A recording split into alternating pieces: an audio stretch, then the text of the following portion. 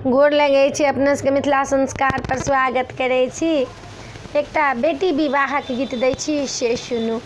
कानी कानी बेटी बाबा के कहथिन, सुनू बाबा बचन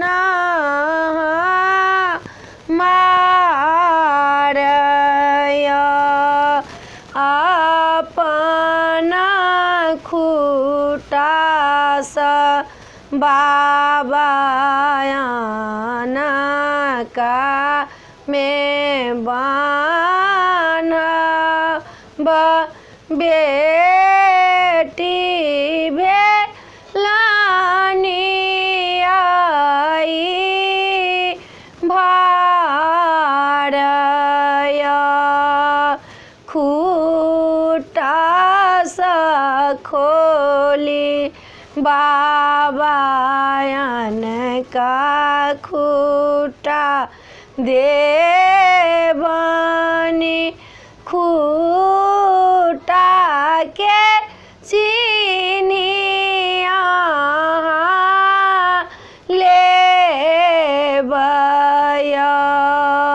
सरल खूटा में बाबा हमरा नहीं बान्हब, टूटी जेतै दुई चारि दिन,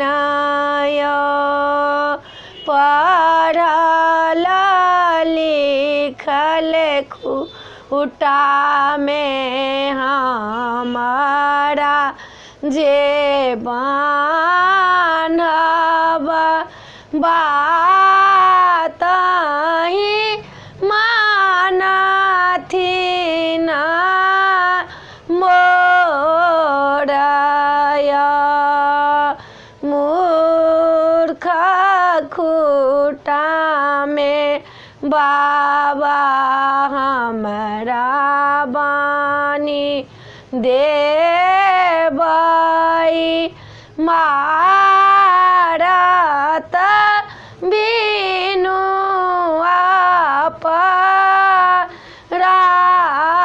अपराध, देखी सुनी आयो बाबा हमारा खूटे रहबै, बेटी भेल मालो जाल सँ बेकार, सुनैत बानैना नोरा झाड़े, कोना करब बेटी के विवाह।